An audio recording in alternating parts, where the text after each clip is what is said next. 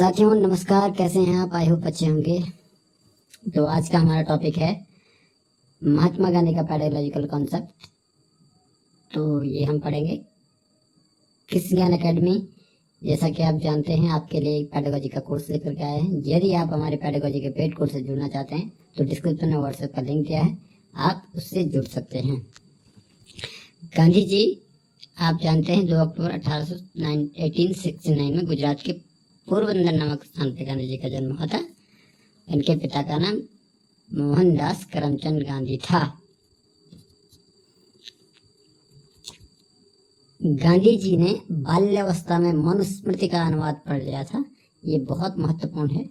गांधी जी, ये तो गांधी जी की जीवनी है, लेकिन हम जो महत्वपूर्ण है गांधी जी का दर्शन और गांधी जी का जो शैक्षिक दर्शन है वो महत्वपूर्ण है। गांधी के दर्शन को बहुत इंपॉर्टेंट है साथियों, बहुत इंपॉर्टेंट। गांधी के दर्शन को सर्वोदय दर्शन या गांधीवाद के नाम से जाना जाता है। सर्वोदय दर्शन बहुत इंपॉर्टेंट है।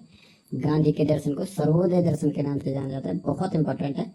गांधी जी गीता की इस बात से सहमत थे कि मूल तत्व 2 होते हैं, पुरुष और प्रकृति। पुरुष मतलब ईश्वर, प्रकृति मतलब पदार्थ। इसमें ईश्वर श्रेष्ठ होता है। गांधी जी की पूरी धारणाएं जो है आदर्शवाद से मिलती जुलती है। गांधी जी ईश्वर प्रकृति के कण कण में विद्यमान है यह मानते हैं, परंतु प्रकृति ईश्वर में विद्यमान नहीं है। दूसरा, ईश्वर संसार का सूजक है, पालनहार है, सृजक। ये सूजक नहीं, इसमें सृजक होना है। सृजक मतलब जिसने निर्माण किया है, सृजक, सृजक, सृजक है, सृजक है।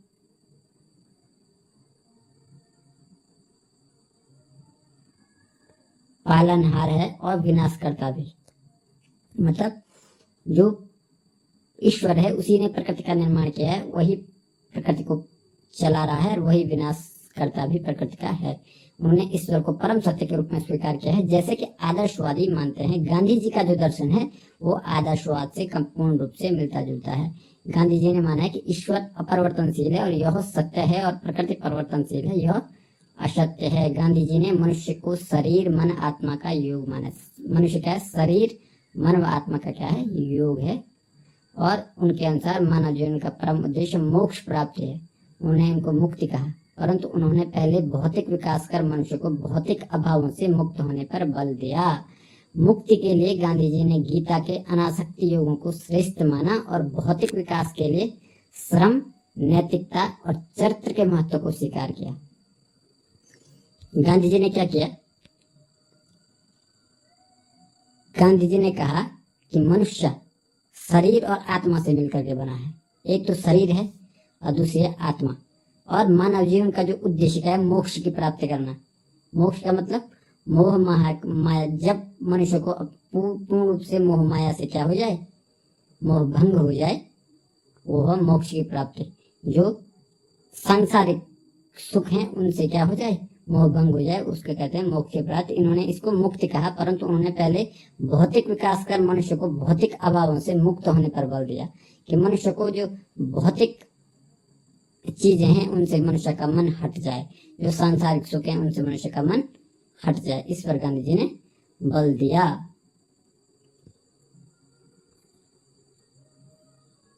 और भौतिक विकास के लिए श्रम, नैतिकता और चरित्र के महत्व को गांधी जी ने क्या किया? स्वीकार किया। इन दोनों की प्राप्ति के लिए गांधी ने एकादश व्रत के अनुसरण पर बल दिया। सत्य, अहिंसा, अभय, अस्तेय, अपरिग्रह, अस्वाद, अस्पृश्यता निवारण, श्रम, सर्वधर्म संभाव, विनम्रता और ब्रह्मचर्य। गांधी जी ने इन्हें मानव जीवन का मूल्य माना है। सत्य हो गया, अहिंसा हो गया, अभय मतलब किसी का भय नहीं,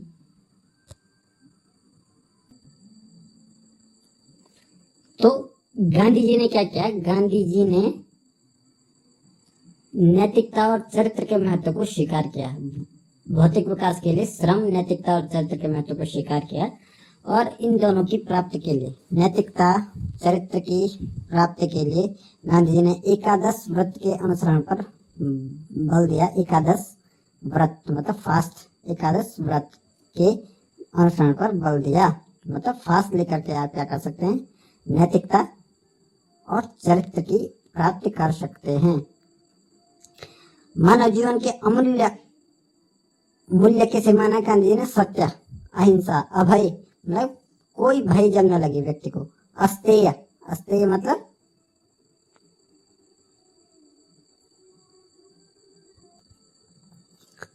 अस्तेय का अर्थ होता है चोरी न करना।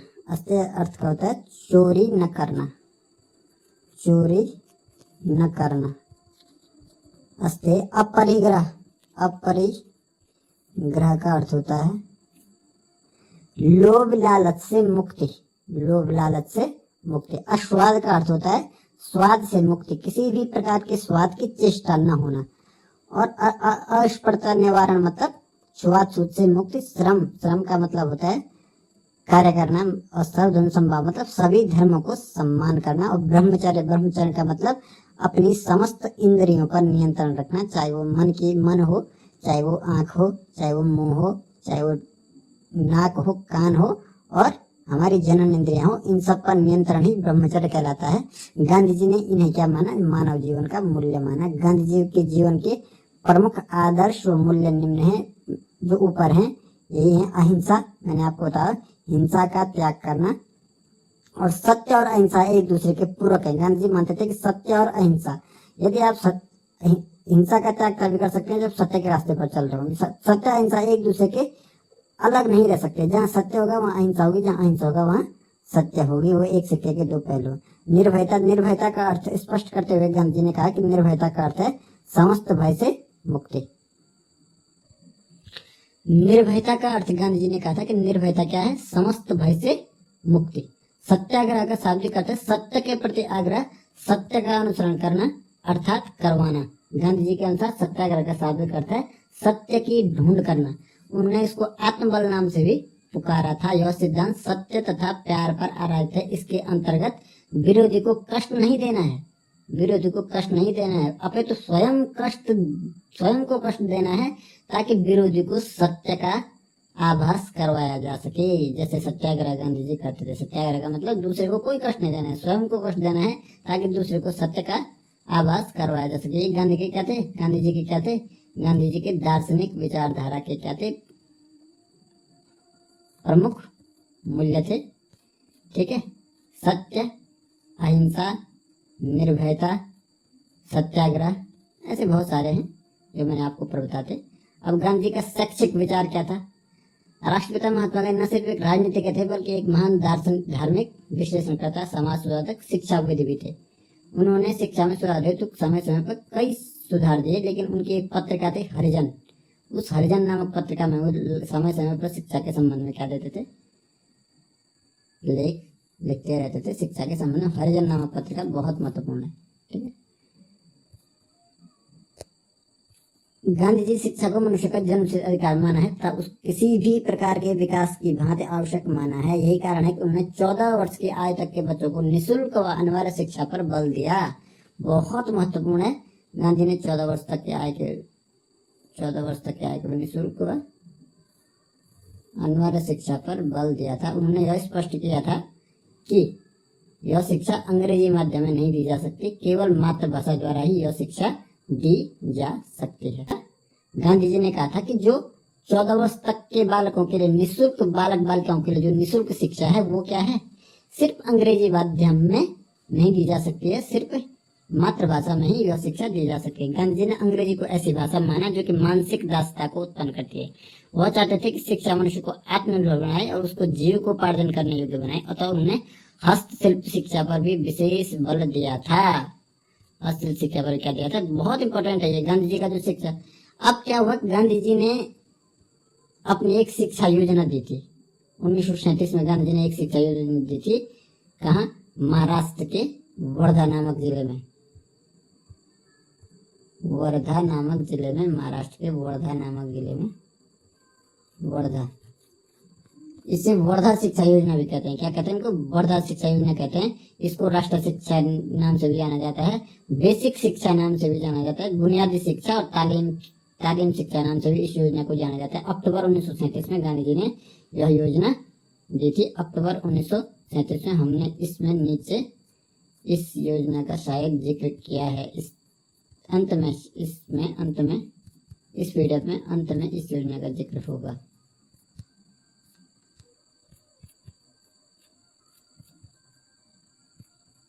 वर्धा शिक्षा योजना, अक्टूबर 1937। तो इस योजना में गांधी जी ने क्या किया था, गांधी जी ने इसी योजना में अपना शिक्षा का पूरा मॉडल रखा था। और गांधी जी चाहते थे कि क्या, गांधी जी चाहते थे कि 14 वर्ष तक की उम्र तक निःशुल्क शिक्षा हो, और साथ में क्या, जीविकोपार्जन योग्य बनाना चाहिए शिक्षा को, साथ में अंग्रेजी भाषा को शिक्षा से अलग कर देना चाहिए, मातृभाषा में शिक्षा होनी चाहिए। यह गांधी जी ने कहा था। शिक्षा का कॉन्सेप्ट क्या था गांधी जी का, गांधी जी साक्षरता को शिक्षा नहीं मानते थे।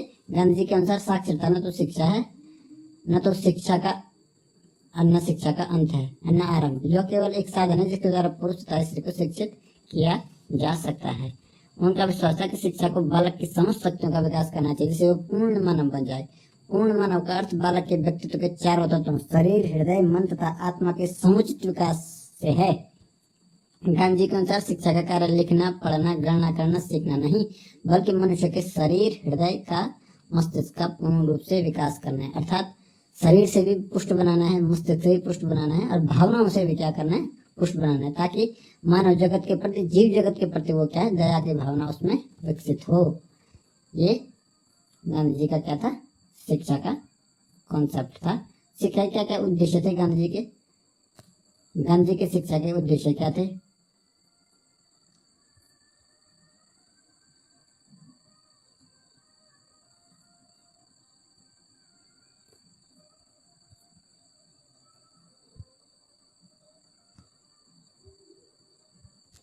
गांधी जी की शिक्षा का उद्देश्य क्या था, गांधी जी की शिक्षा के कुछ उद्देश्य थे, जिनमें पहला था स्वावलंबन। स्वावलंबन का मतलब क्या है, आत्मनिर्भर बनना, जो कि आज की वर्तमान सरकार आत्मनिर्भर पर बल दे रही है। आत्मनिर्भर बनना अर्थात स्वयं का कार्य करना, स्वयं किसी कार्य को दूसरे पर निर्भर न रहना, बल्कि अपना कार्य शुरू करना, अपना बिजनेस शुरू करना। गांधी जी की शिक्षा का प्रमुख उद्देश्य था कि ऐसी शिक्षा प्राप्त हो कि क्या हो, ऐसी शिक्षा प्राप्त हो कि व्यक्ति क्या करे, अपना खुद का स्वयं का कार्य शुरू करे। ये क्या था, दूसरा था गांधी जी क्या थे, भारतीय प्राचीन दर्शन की भांति सा विद्याया विमुक्ते। गांधी जी का आदर्श वाक्य था सा विद्याया विमुक्ते, अर्थात विद्या वही जो मुक्त करे। तो किससे मुक्त करे, विद्या वही है जो हमको गरीबी, अशिक्षा और बेरोजगारी या से मुक्त करे, या समाज में व्याप्त जो बुराइयां हैं उनसे मुक्त करे। सा विद्याया विमुक्ति, ये क्या था, गांधी जी के आदर्श वाक्य था। वह व्यक्ति की स्वतंत्रता के साथ उसे एक सामाजिक प्राणी के रूप में भी देखते थे। गांधी जी के उच्च शिक्षा के उद्देश्य निम्नलिखित हैं। शिक्षा के उद्देश्य, पहला है शारीरिक विकास। गांधी जी मानते थे कि जब तक शारीरिक विकास नहीं हो सकता तब तक व्यक्ति का पूर्ण विकास नहीं हो सकता, चाहे वो कितना भी बुद्धिमान क्यों न हो। मानसिक एवं बौद्धिक विकास, शरीर के साथ साथ मन, आत्मा और मस्तिष्क का विकास भी आवश्यक है। जीविकोपार्जन का उद्देश्य बहुत इंपॉर्टेंट है। गांधी जी की शिक्षा में स्वावलंबन, आत्मनिर्भरता का सिद्धांत बहुत प्रमुख है। वे चाहते थे कि प्रत्येक बालक नियमित शिक्षा प्राप्त करे और किसी व्यवसाय द्वारा अपनी आवश्यकताओं की पूर्ति स्वयं करे। बहुत महत्वपूर्ण है आत्मनिर्भर। गांधी जी की शिक्षा का महत्वपूर्ण पोर्शन था आत्मनिर्भर, स्वावलंबन। व्यक्तित्व एवं सामाजिक विकास, गांधी जी ने मनुष्य के दो प्रकार के विकास पर बल दिया, एक व्यक्तिगत विकास, एक सामाजिक विकास। गांधी व्यक्तिगत विकास को व्यक्ति, समाज, राष्ट्र सभी के विकास के लिए आवश्यक मानते थे। इनके अनुसार व्यक्तिगत विकास ही आध्यात्मिक विकास है, और आध्यात्मिक विकास के लिए सामाजिक विकास आवश्यक है। सामाजिक विकास है, उसका तात्पर्य था प्रेम सहयोग की। उनका तात्पर्य क्या था, प्रेम सहयोग की भावना से जीना, समाज को एक साथ लेकर के चलना, सभी जाति, सभी धर्म, सभी लिंग, स्त्री पुरुष में भेद न करना, जाति में भेद न करना, धर्म में भेद न करना। इस प्रकार के सामाजिक विकास को प्रेम, सद्भाव, सहयोग से समाज में रहकर जीना, इस प्रकार का शिक्षा के द्वारा, इस प्रकार के मस्तिष्क मानव, इस प्रकार का समाज गांधी जी बनाना चाहते थे। सांस्कृतिक विकास, गांधी जी मानते थे कि संस्कृति, हमारे जो कल्चर है वो क्या है, हमारी आत्मा से संबंधित है। ये ऐसा गांधी जी मानते थे, और वो स्वयं को मनुष्य के व्यवहार में परिलक्षित करती है। मतलब जिस कल्चर के आप होंगे, आपके व्यवहार में वहाँ का कल्चर झलकता है। उन्होंने संस्कृति को जीवन का आधार माना, और उन्होंने मनुष्य के व्यवहार को नियंत्रित करने के लिए सांस्कृतिक विकास को महत्वपूर्ण माना। उन्होंने कहा कि यदि हमको व्यवहार में परिवर्तन करना है तो हमें संस्कृति का विकास करना पड़ेगा। संस्कृति का विकास करेंगे तो वो व्यक्ति के व्यवहार में झलकेगी।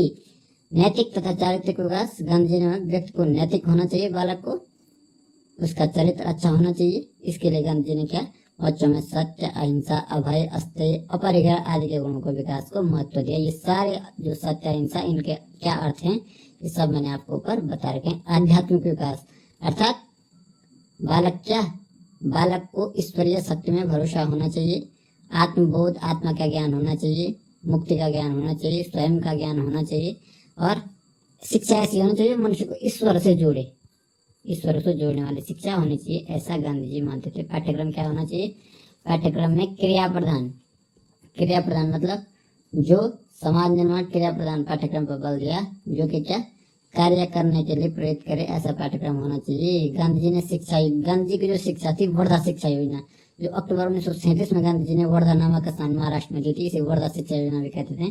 उसको बेसिक शिक्षा की संज्ञा भी दी जाती है, उसे तालीम शिक्षा या बुनियादी शिक्षा भी कहा जाता है, उसे राष्ट्रीय शिक्षा भी कहा जाता है। ये है वर्धा शिक्षा योजना।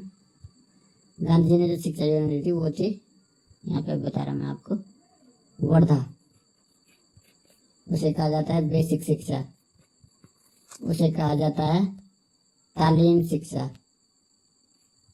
तालीम, उसे कहा जाता है बुनियादी शिक्षा और उसे कहा जाता है राष्ट्रीय शिक्षा, राष्ट्रीय शिक्षा।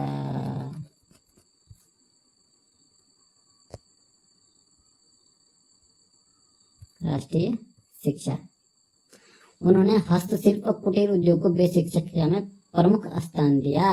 गांधी जी ने क्या क्या, हस्तशिल्प और कुटीर उद्योग को बेसिक शिक्षा में क्या दिया, जो उनकी योजना थी उसमें बेसिक शिक्षा योजना थी, उसमें क्या दिया, प्रमुख स्थान दिया गांधी जी ने।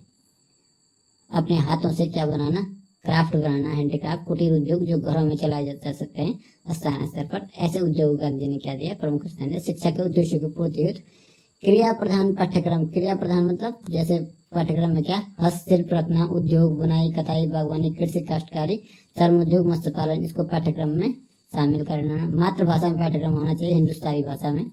और व्यवहारिक गणित, व्यवहारिक गणित मतलब जो गणित जो है आपके सामाजिक जीवन में, व्यक्तिगत जीवन में, दिनचर्या में काम आए। सामाजिक विषय इतिहास, भूगोल, नागरिक शास्त्र होने चाहिए। सामाजिक सामान्य विज्ञान, बागवानी, वनस्पति विज्ञान, प्राणी विज्ञान, रसायन विज्ञान, गृह विज्ञान, भौतिक विज्ञान, संगीत होना चाहिए। स्वास्थ्य विज्ञान होना चाहिए, स्वच्छता, व्यायाम, खेलकूद, चित्रकला होनी चाहिए, नैतिक शिक्षा होनी चाहिए।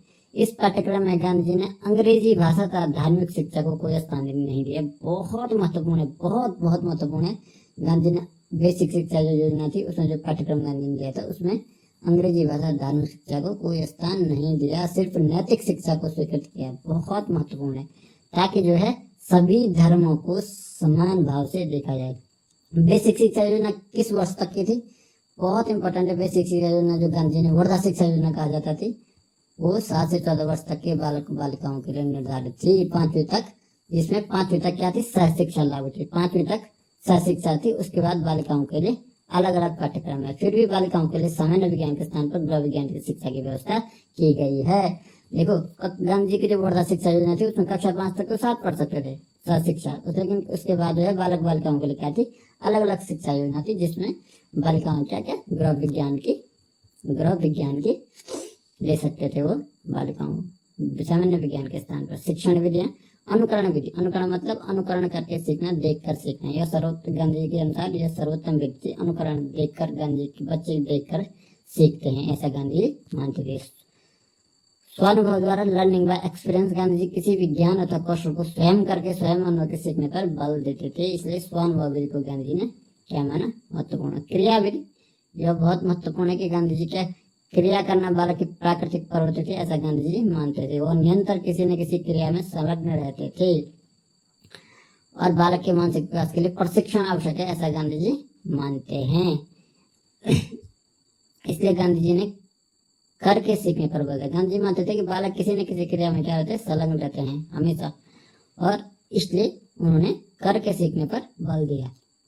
और बेसिक शिक्षा में हस्तकला केंद्रित क्राफ्ट सेंटर्ड बनाया। बेसिक शिक्षा का जो योजना थी गांधी जी, उसमें क्या, उसमें हस्तकला शिक्षा को महत्वपूर्ण स्थान दिया गया। अब है सहसंबंधन विधि, मतलब सभी विषयों को एक दूसरे से मिल करके पढ़ाना। जो सिलेबस है या जो विषय है वो क्या है, वो एक दूसरे से मैच करते हैं। और दूसरा, जो पाठ्यक्रम हो या जो विषय में जो पढ़ा रहे हैं वो बच्चे के जीवन की वास्तविक क्रियाओं से क्या हो, मिलते हो। मतलब जो दिनचर्या बच्चे की है, बालक की जो दिनचर्या है, उनसे आपके विषय का सिलेबस या जो आप पढ़ा रहे हैं उससे कहीं ना कहीं मैच होना चाहिए। सहसंबंधन विधि। मौखिक विधि का अर्थात क्या है, व्याख्यान, प्रश्नोत्तर, वाद विवाद इत्यादि आते हैं मौखिक विधि में। ऐसे ये क्या थी, उनके प्रश्नों का उत्तर देकर उनकी जिज्ञासा को तुरंत शांत करना, ताकि इस विधि का प्रयोग करते समय ध्यान रखना चाहिए कि बच्चे शारीरिक और मानसिक रूप से कक्षा में उपस्थित रहे। शिक्षक, गांधी जी के विचार से शिक्षक क्या है, आदर्श व्यक्ति होना चाहिए और ज्ञान का पुंज सत्य आचरण करने वाला होना चाहिए। अनुशासन, गांधी जी का अनुशासन को बहुत महत्व देते थे। उनके अनुसार सच्चा अनुशासन आंतरिक अभिप्रेरणा से आता है। गांधी जी दमनात्मक अनुशासन के विरोधी थे। दमनात्मक मतलब वो दमन करके अनुशासन नहीं प्राप्त करना चाहते थे।